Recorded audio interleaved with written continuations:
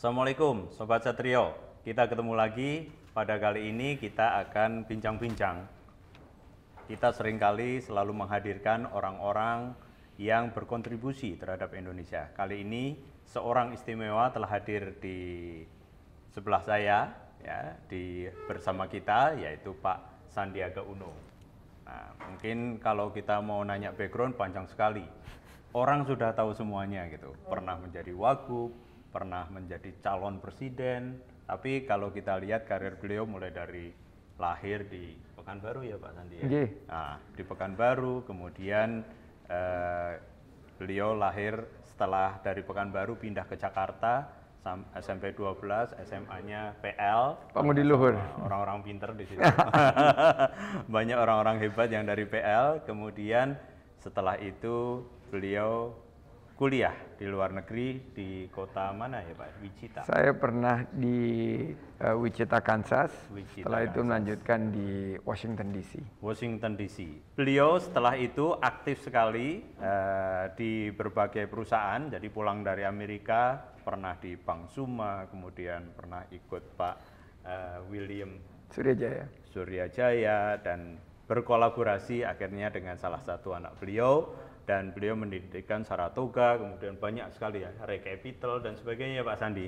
Nah, bahkan dulu sempat punya bank dan sebagainya, dan sekarang ini beliau setelah selesai menjadi gubernur, beliau menjabat sebagai Menteri Pariwisata dan Ekonomi Kreatif. Nah, tentunya orang-orang kreatif beliau. Mungkin kita bisa mulai dari lepas masker dulu, biar kelihatan wajahnya Pak Sandi. Ini, nah, kemudian nanti kita cerita banyak mengenai beliau.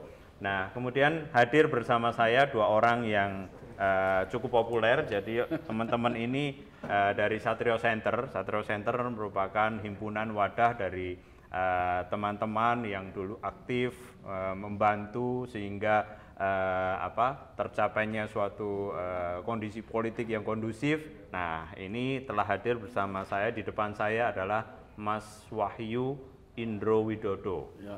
Titelnya banyak sekali, CHSS. Kalau dipajang sampai habis, Pak. Gitu Mas Wahyu. Nah, panggilannya Mas Nanang, orang Jogja. Ada juga rumah di Jakarta, tapi orang Jogja asli, punya pabrik coklat gitu. Tapi beliau backgroundnya adalah di pariwisata, kebanyakan di pariwisata. Jadi UMKM juga nanti sangat erat terkait dengan Pak Menteri ini. Nah, pariwisata, pernah menjadi direktur di Akademi Pariwisata dan sekarang juga kandidat doktor. Ya, sebentar lagi doktor, bukan mondok di kantor ya Pak? Yang itu betul juga.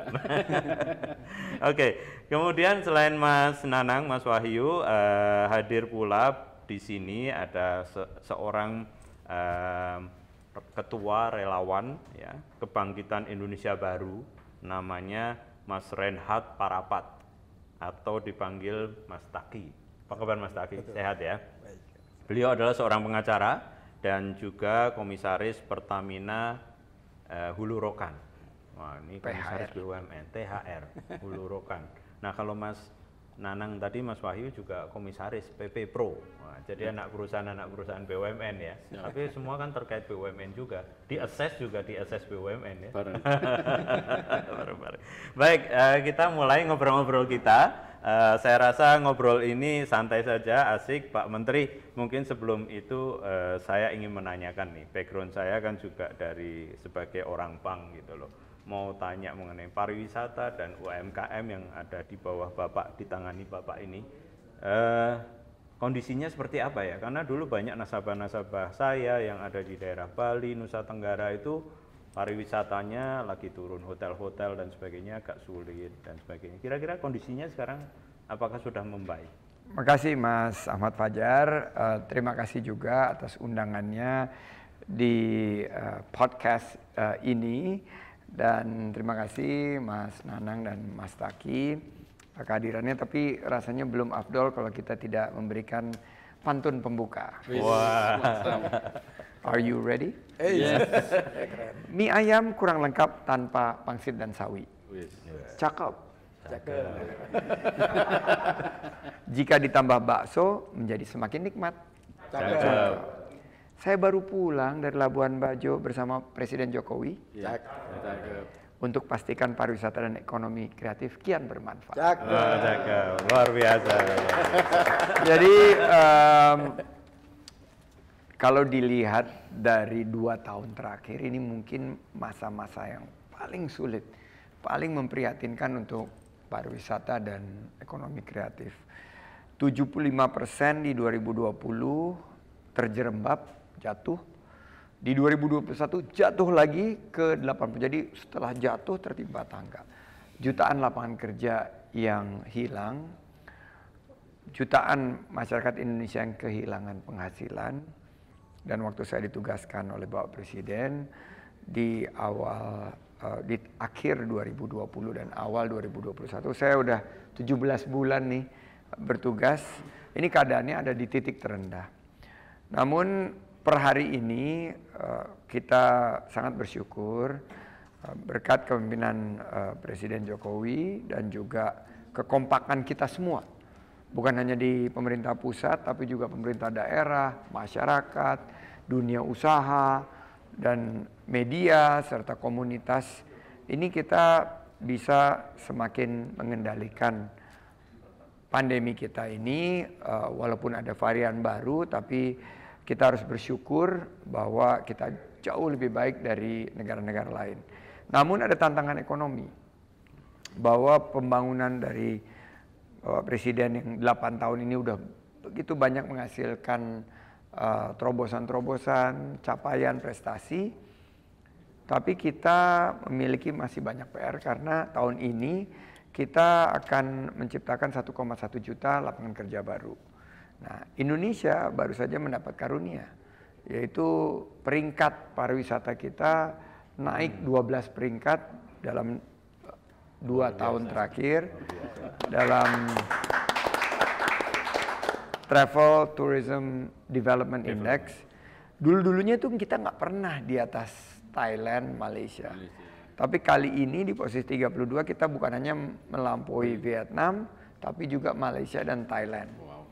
Dan ini karena kepemimpinan Bapak Presiden yang memprioritaskan pembangunan pariwisata dan infrastruktur yang menginterkoneksi destinasi-destinasi pariwisata dan juga kebijakan mengenai gerakan nasional Bangga Buatan Indonesia, beli produk kreatif lokal yang mengangkat penjualan omset para pelaku UMKM, khususnya UMKM Aircraft. Jadi teman-teman perbankan, sekarang kami sampaikan bahwa tahun ini kita akan menembus angka 22 miliar dolar ekspor produk-produk UMKM ekonomi kreatif, dan pariwisata akan memulai proses kebangkitannya menuju pariwisata yang berkualitas dan berkelanjutan. Sebenarnya kami di Insan Pariwisata itu amazed dengan Bapak, terutama kebijakan dengan tagline geber, gaspol, sama gercep tadi itu luar biasa impaknya di dunia pariwisata. Maka sebetulnya saya hanya jalanin, kan saya pembantu presiden, saya menjalankan visi beliau. Karena kami melihat di dua sisi Pak, sebagai seorang praktisi dan juga sebagai seorang akademisi. Nah, maksud saya begini juga Pak, bahwa memang leadership di tourism sekarang ini dibutuhkan orang-orang yang mumpuni seperti Bapak, yang kolaboratif, adaptif, dan accelerate gitu Pak. Jadi ya luar biasa. Nah, yang ingin saya tanyakan adalah dalam impian Bapak, kerangka dasar, maksudnya kerangka besar pariwisata Indonesia itu bagaimana Pak? Apakah nanti seperti Thailand, apa seperti Italia, atau seperti Amerika, atau bagaimana Pak? Kita akan sesuai dengan visi Bapak Presiden Jokowi, ya kita akan seperti Indonesia. Seperti Indonesia pariwisatanya berkualitas dan berkelanjutan, fokus terhadap keindahan alam dan keragaman budaya, yang mendorong agar keberpihakan kepada UMKM, khususnya ekonomi kreatif. Seperti contoh nih, di Labuan Bajo, Bapak Presiden membangun infrastruktur begitu luar biasa. Kalau kita ke Labuan Bajo, nggak ke Labuan Bajo 2 tahun aja udah pasti kaget ngelihat sekarang. Tapi bukan hanya infrastruktur besar infrastruktur dasar penataan kawasan, membangun waterfront, membangun hotel dan lain sebagainya. Tapi juga beliau dengan leadershipnya dan kami menjalankan menata sarana hunian pariwisata. Jadi rumah-rumah masyarakat itu dibantu renovasinya sehingga bisa menjadi homestay. Di lantai atas, di bawah menjadi kios menawarkan kuliner. Jadi pariwisata itu inklusif, bukan hanya milik masyarakat kelas menengah ke atas yang sanggup untuk naik boat ke Pulau Rinca. Itu udah mulai bisa kelihatan, Pak. Sudah kelihatan. Wah, Dan luar biasa. tentunya akan terus kita tingkatkan, tapi ini yang disebut sebagai pariwisata di bawah Presiden Jokowi, di mana pariwisatanya berkualitas dan berkelanjutan dan berkesinambungan melalui pendekatan keberpihakan kepada UMKM ekonomi kreatif. Sehingga akhirnya jumlah lapangan kerja yang diciptakan ini terus meningkat. Di Borobudur misalnya. Siap, ya. Kita membangun balkondes di Balkondes, seputar destinasi super prioritas Borobudur untuk memberdayakan masyarakat. Betul. Dengan sarana hunian pariwisata, balkondes, akhirnya kue ekonomi itu akan terdistribusi secara merata. Ya.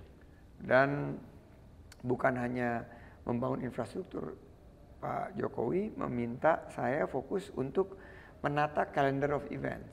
Jadi setiap tahun kita harus menyusun dari awal apa event mingguan, apa event bulanan, apa event kuartal, apa event semester, dan event tahunan yang besar.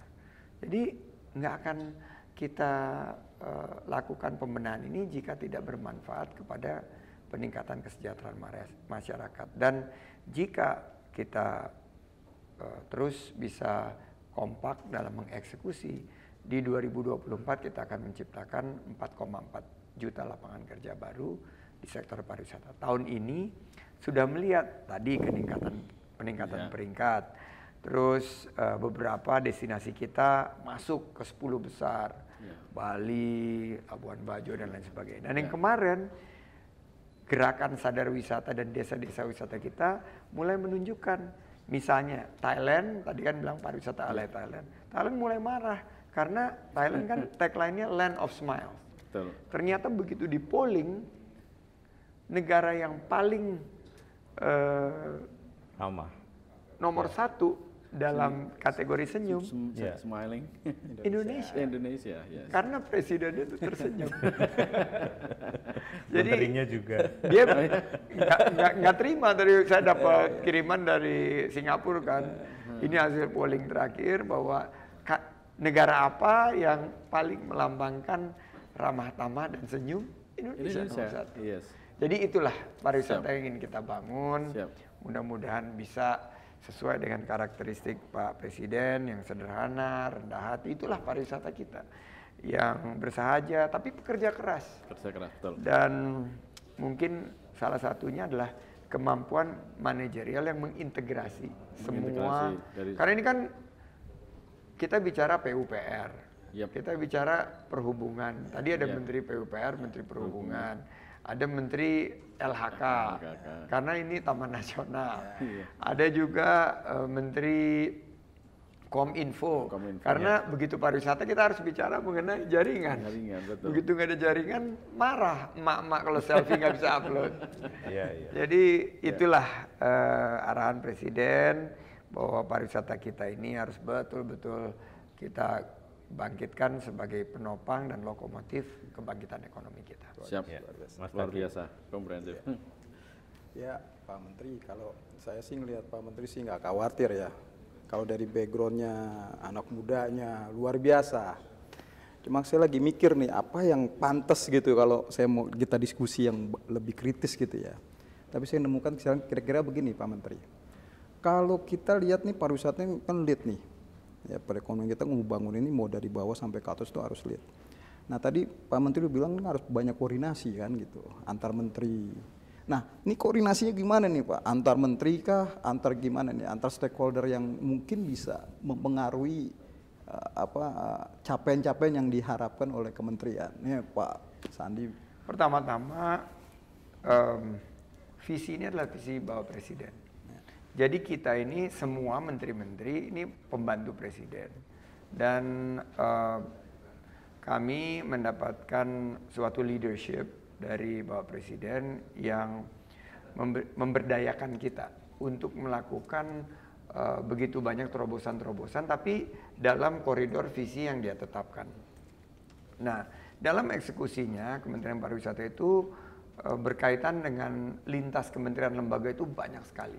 Tadi baru ngomong PUPR perhubungan, belum urusan ATR, agraria dan badan pertanahan, karena banyak lahan-lahan di pariwisata itu juga perlu kepastian hukum, kejelasan. Kita berkaitan dengan pemerintah daerah, belum lagi bicara mengenai hukum dengan kepolisian, dengan kejaksaan kalau misalnya dalam skala pembangunan. Belum lagi kalau bicara dengan UMKM, karena pelakunya banyak sekali UMKM. Nah, menariknya, dan di sini karena saya boleh dibilang relatif paling baru ya, karena saya kan masuk ke kabinet ini baru sekitar sekarang 19 bulan. Ini saya melihat memang akhirnya para menteri terorkestrasi dan juga boleh dibilang memiliki sinkronisasi itu karena leadershipnya Pak Jokowi yang dieksekusi oleh para Menko dalam melakukan koordinasi. Kebetulan pariwisata itu di bawah Pak Luhut Binsar Panjaitan. Nah, semuanya itu kompak. Misalnya waktu menangani COVID, ini pariwisata tiba-tiba ngomongnya sama Menteri Kesehatan sama Satgas COVID-19 sama Kepala BNPB. Dan kita langsung tektokannya dan kita langsung bikin ratas, rakor, rapat internal, itu pimpinannya Bapak Presiden, Menko, rapat tingkat menteri maupun juga di implementasi di lapangan. Kekompakan ini yang menurut saya adalah hasil dari visi yang sama-sama ingin Indonesia maju. Saya kadang-kadang suka malu juga gitu loh, karena baru mau narik napas ngelihat presidennya lari ke sana ke sini. Dia juga sama nggak pernah berhenti kerja gitu. Tadi kan saya 2 hari sama dia, nggak ada waktu yang luang yang nggak dipakai untuk kerja itu hampir nggak ada gitu. Jadi ya saya lihat beliau komitmennya seperti itu. Sebagai pembantu beliau ya saya harus paling tidak lebih kerjanya harus lebih giat lagi ke depan untuk membantu tentunya masyarakat yang benar-benar sekarang membutuhkan pertolongan kita. Ya. Yang diutarakan Pak Sandi tadi sebenarnya saya bisa melihat dari refleksi buku bestseller dari Pak Sandi, Kerja Ikhlas, Kerja Tuntas. Nah, tapi saya akan melarikan ke dunia UKM nih Pak Fajar. Bahwa satu quote dari Pak Sandi yang terkenal di dunia usaha itu adalah gini Pak bunyinya, bahwa wirausaha bukan hanya sekedar cara bertahan hidup, tapi namun dijadikan pola pikir, karena pola pikir akan menciptakan kreativitas dan inovasi. Nah itu Pak, itu jadi tagline Pak bagi UKM di Jogja. Nah pertanyaan saya gini Pak ya, bagaimana Bapak kemudian bisa mengakselerasi kesempatan untuk para entrepreneur, untuk para usahawan? Karena dikatakan bahwa untuk menjadi negara maju itu diperlukan kira-kira 14% usahawan. Sedangkan saat ini di Indonesia hanya 5%. Pertanyaan saya, bagaimana kiat Bapak untuk mengakselerasi itu Pak?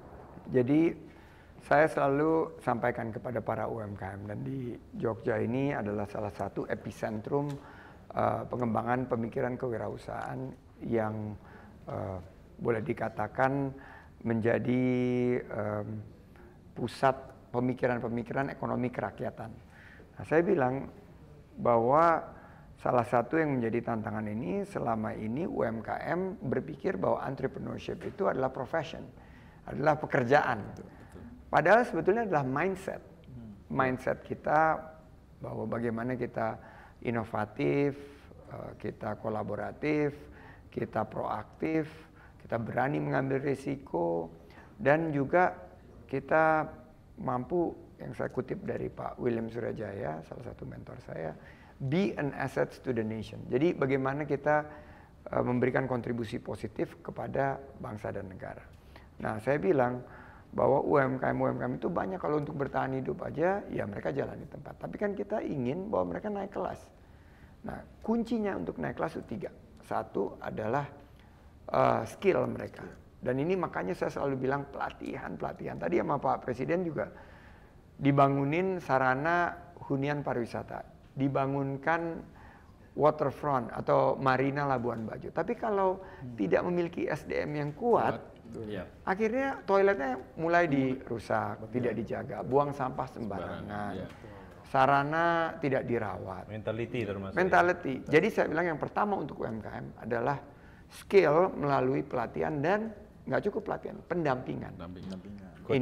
Coaching, mentoring, dan lain sebagainya. Jadi itu satu. Kedua, akses pasar. Access to market ini selama ini sangat tidak equal. Perusahaan besar punya akses kepada market dengan mudahnya. Sementara perusahaan mikro, kecil sangat sulit untuk mengakses market. Makanya digitalisasi ini adalah suatu game changer menurut saya karena memberikan suatu demokratisasi dalam mengakses pasar melalui digitalisasi. Yang ketiga, pembiayaan. Modal. UMKM ini mau diputar gimana pun juga setelah dia bisa mendapatkan skill, punya pasar, akhirnya untuk meningkatkan produksi ya butuh modal. Perbankan. Per hari ini, mohon maaf Pak Ahmad Fajar, perbankan konvensional dan tradisional kita belum mampu untuk mengakses seluruh UMKM.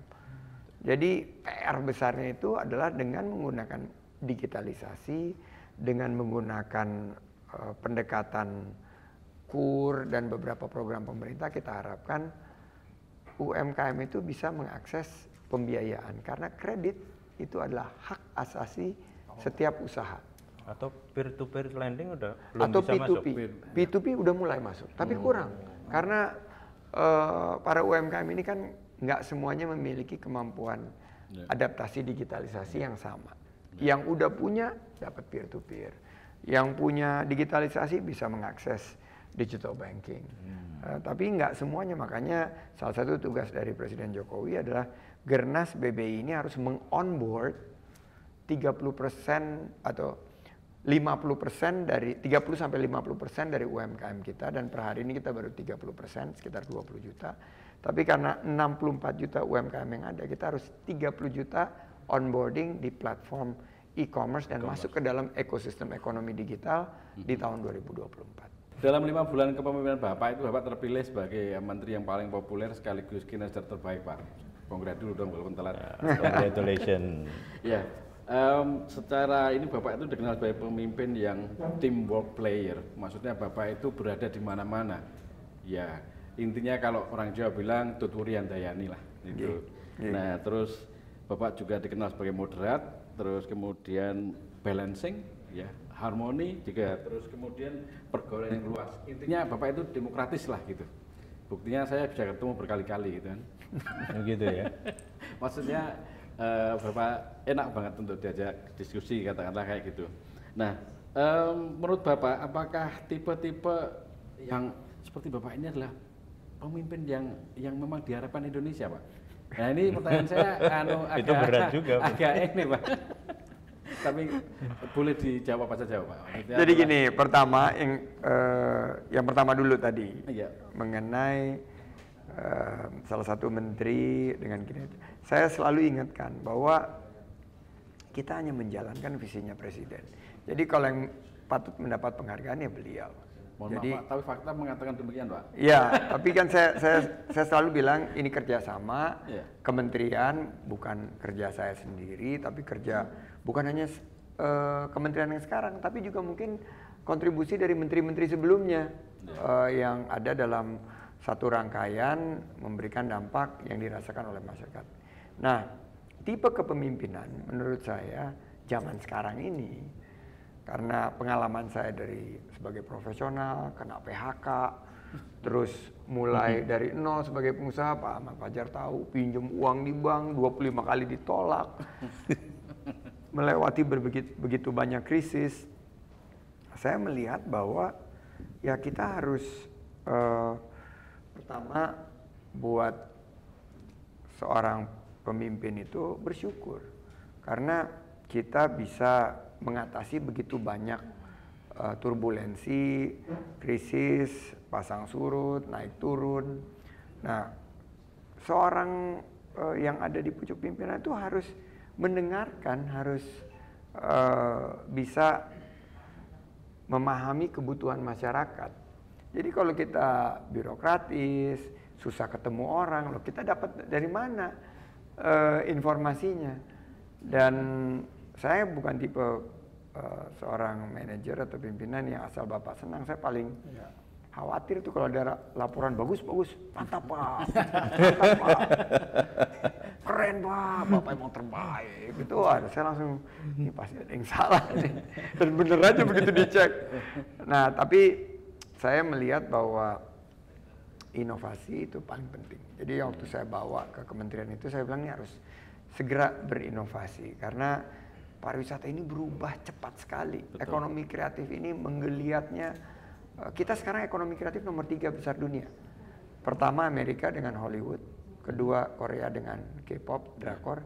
Indonesia udah posisi 3. Sekarang kita posisi 3 dengan kontribusi 7,8% dari ekonomi kita. Berarti kita punya peluang, punya potensi di sana.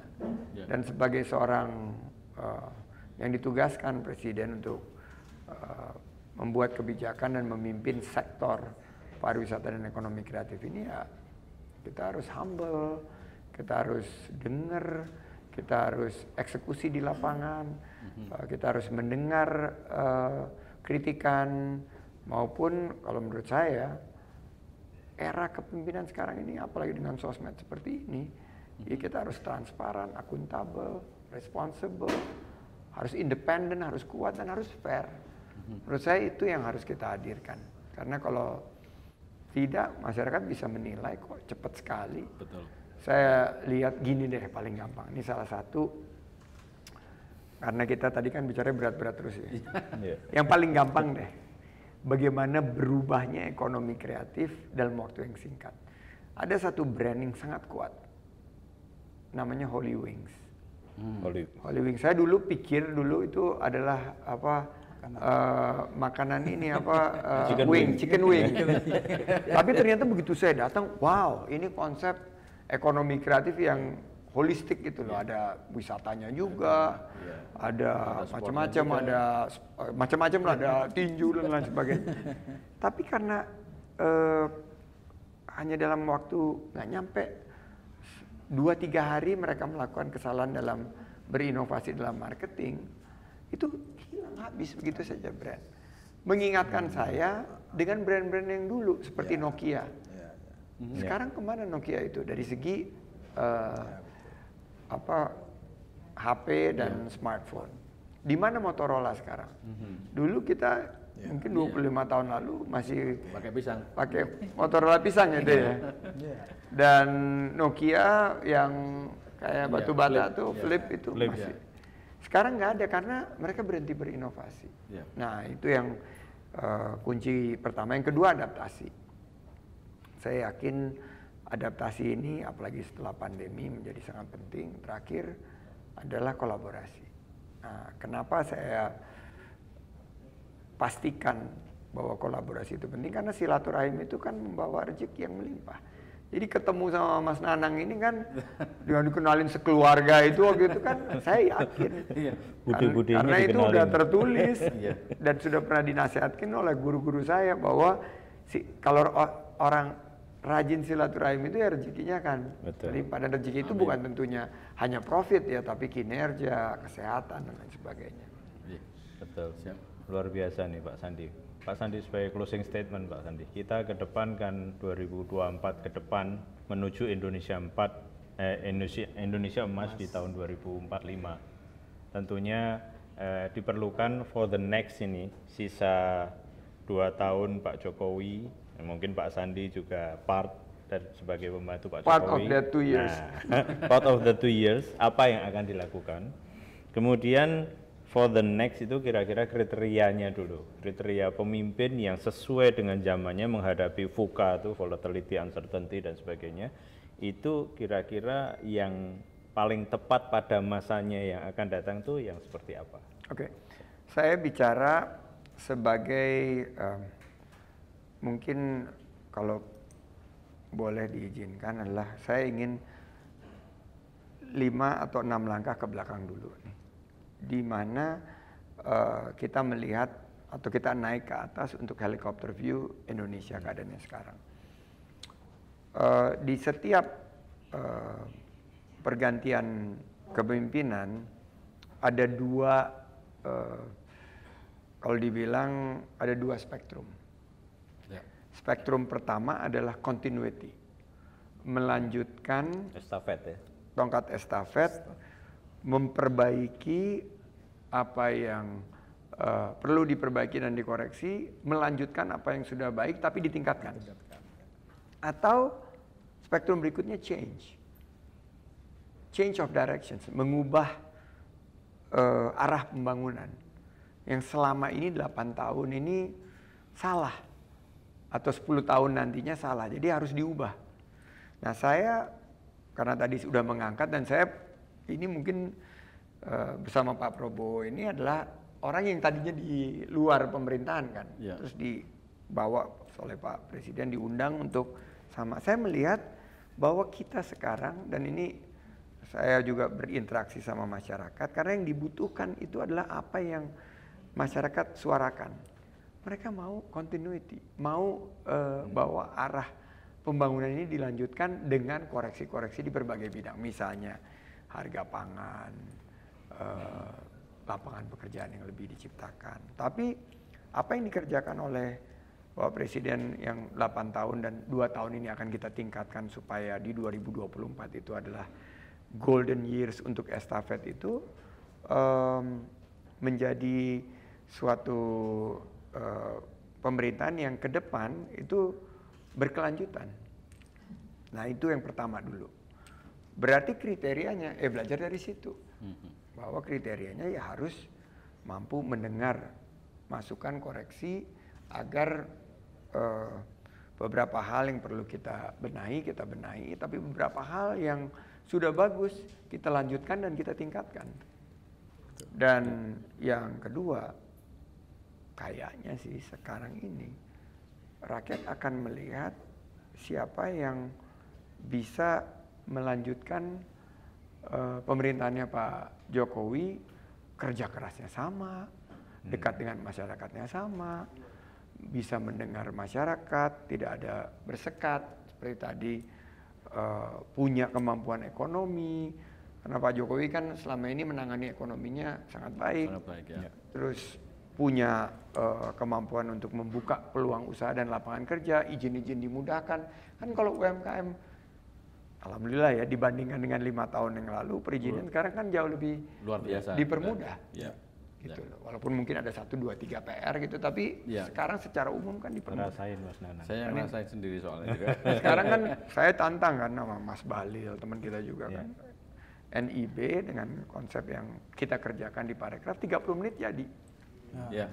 Jadi itu yang ingin kita bawa ke depan, dan saya kok yakin ya bahwa kontestasi demokrasi kita ini, apalagi di alam meritokrasi kita yang semakin matang ini, demokrasi kita ini semakin bijaksana, kita akan mendapatkan pemimpin yang terbaik untuk melanjutkan prestasi yang sudah dicapai selama ini dan melakukan koreksi-koreksi yang diperlukan agar Indonesia tumbuh lebih baik lagi, lebih maju, dan targetnya 2045 itu Indonesia emas. Itu yang harus kita capai. Jadi diperlukan yang pertama kontinuitas ya. Kemudian yang kedua sesuai dengan itu adalah orang yang punya visi ke depan yang sesuai dengan tadi diuraikan oleh Pak Sandi. Sobat Satrio, tampaknya pertemuan kita dengan Pak Sandi harus kita akhiri. Namun demikian, terima kasih sekali. Belum bisa Mungkin diakhiri ada tanpa pantun penutup. Luar biasa, selalu ada Mohon pantun. cakepnya. Mohon cakepnya dari teman-teman di sini. Buah Selandia Baru adalah buah kiwi. Di Indonesia ada mangga, durian, dan rambutan. tak kenal lelah membangun Indonesia bersama Pak Jokowi. Cakep. Agar jadi negara maju, makmur dan terdepan. Luar biasa. Tepuk tangan. Terima kasih. Terima Pak. kasih. Dan Sukses terima untuk kasih kita Pak semua. Sandiaga atas Sukses Satrio waktunya. Center, keren banget. Mas Nanang, Mas Taki, terima kasih atas waktunya. Ini diskusi sangat produktif. Sobat Satrio, terima kasih atas perhatiannya. Sampai jumpa. Salam sehat selalu.